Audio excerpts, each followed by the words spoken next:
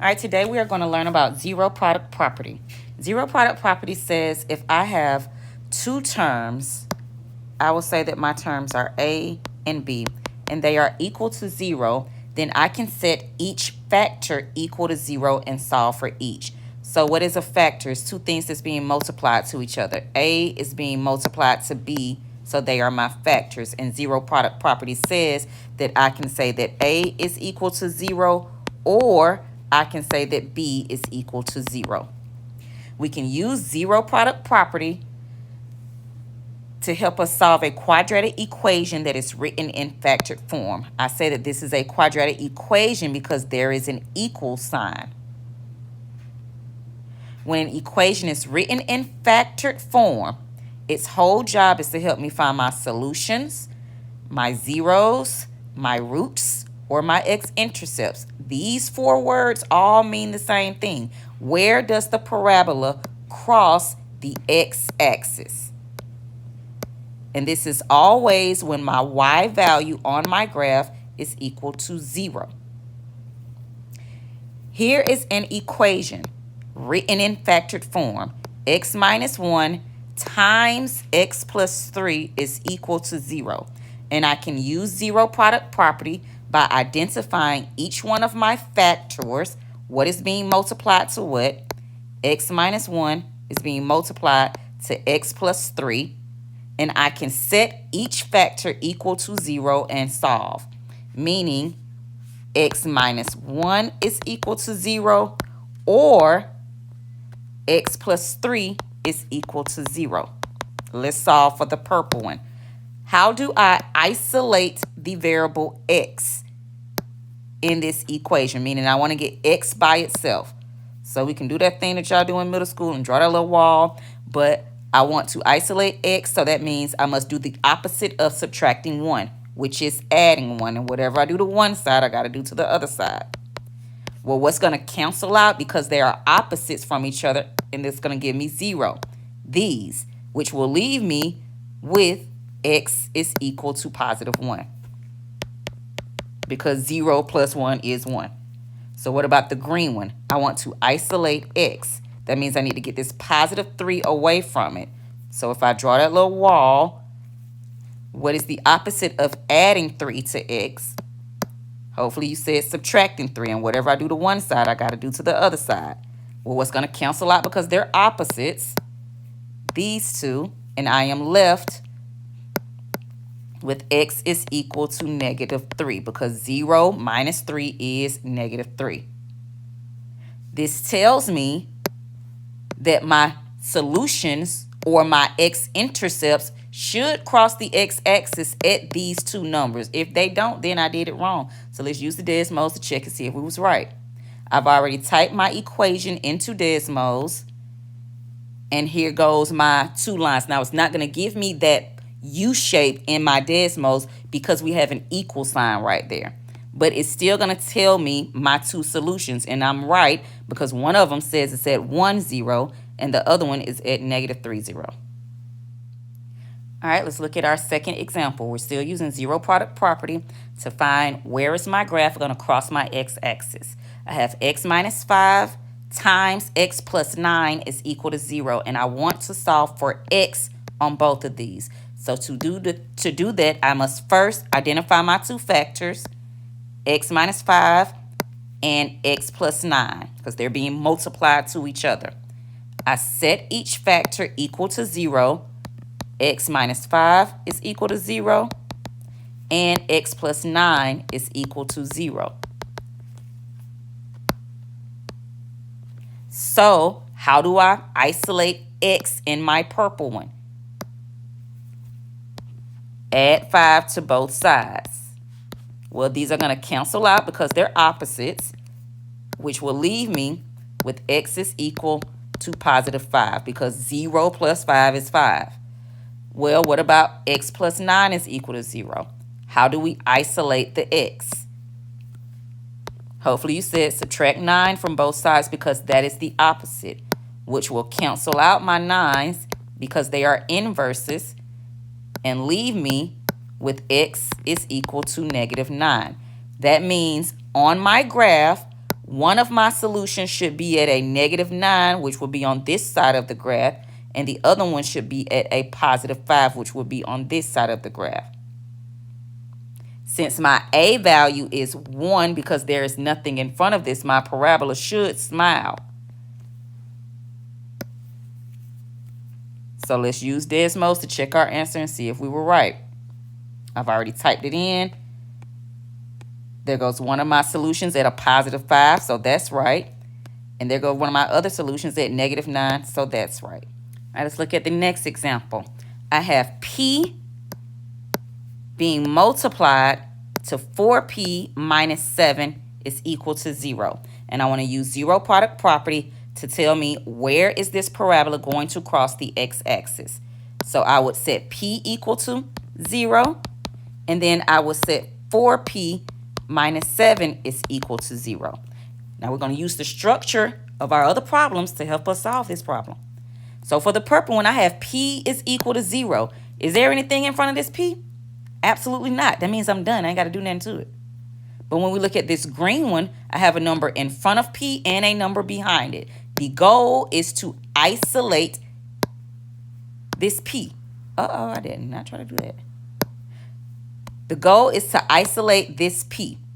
I want this P to be by itself. So I have to look at the previous example.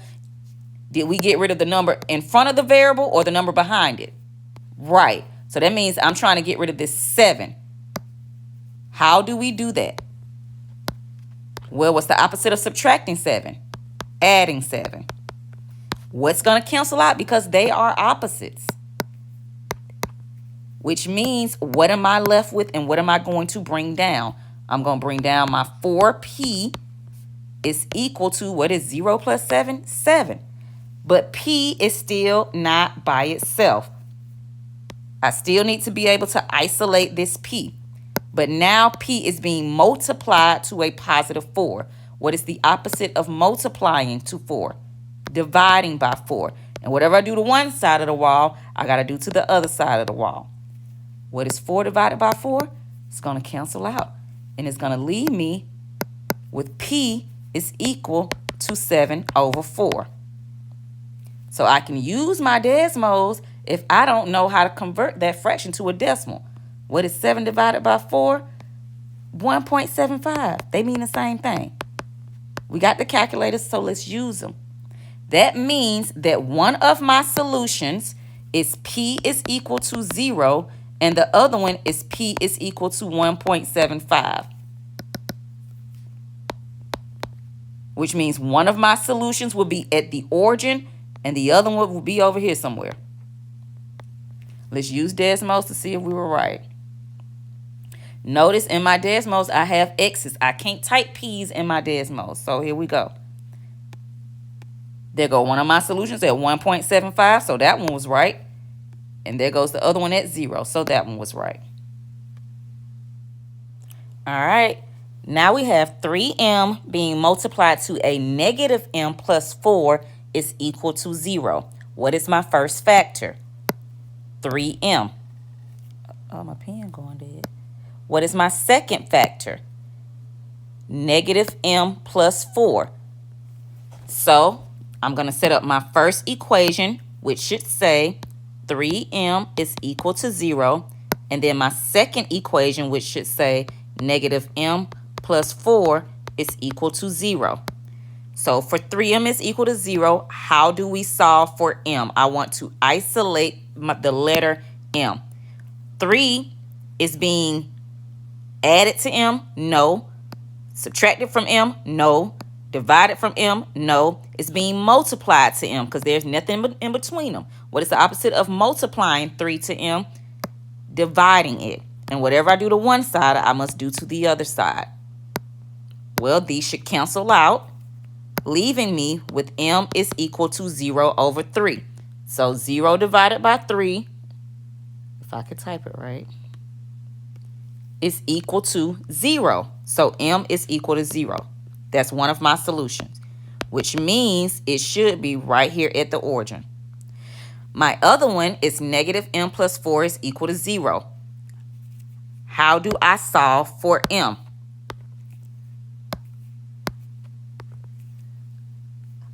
Well, I need to get rid of this positive 4 first by doing what? What is the opposite of adding 4? Subtracting 4. And whatever I do to one side, I do to the other side. What's going to cancel out? Which will leave me with a what? Negative m is equal to 0 minus 4. 0 minus 4, if I need to use the calculator, use it, but 0 minus 4 is negative 4. M is not isolated just yet because there is a negative what in front of it? A negative 1. What is the opposite of multiplying a negative 1? Dividing a negative 1. And whatever I do to one side, I must do to the other side. What is going to cancel out, leaving me with m is equal to negative 4 divided by negative 1, which is going to give me a positive 4. M is equal to 4, which means it should be somewhere over here. That is an ugly parabola. So let's check Desmos to see if we are correct. I've typed in x's instead of m's. There goes one of my solutions at 4, correct. And my other solution at 0, so I'm correct. All right, let's look at our last example. I have 2g plus 1 being multiplied to negative 6g minus 4. And I forgot my equals to 0, but it's an equation, so we can just write it. What is my first factor? 2g plus 1. And the second factor, negative 6g minus 4. So to solve for the purple one, 2g plus 1 is equal to 0. What should I do first? Subtract 1 from both sides. What is going to cancel out? What does that leave behind?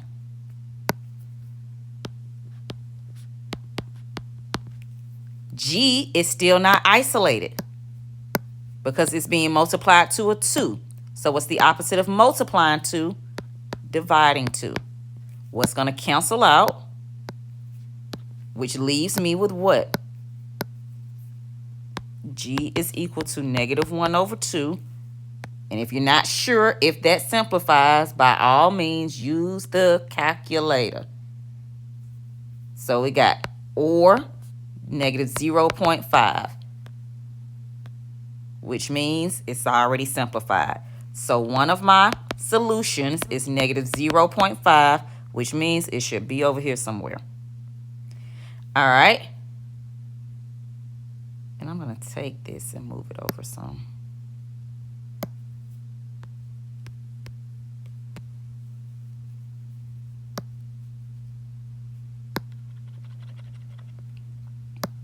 All right, so for my green one, I get negative 6g minus 4 is equal to 0. How do we solve for g? I need to add 4 to both sides to get rid of the constant. What's going to cancel out because they're opposites, leaving me with what? Bringing down my negative 6g is equal to positive 4. Well, g is still not isolated because it's being multiplied to negative 6. What is the opposite of multiplying to negative 6? Dividing to negative 6. So what's going to cancel out, leaving me with g is equal to, I need to see if it simplifies, 4 divided by a negative 6 simplifies to negative 2/3.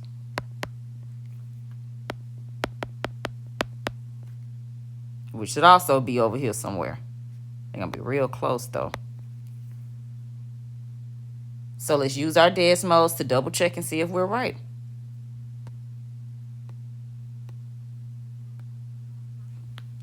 Well, here goes one of my solutions at negative 0.5.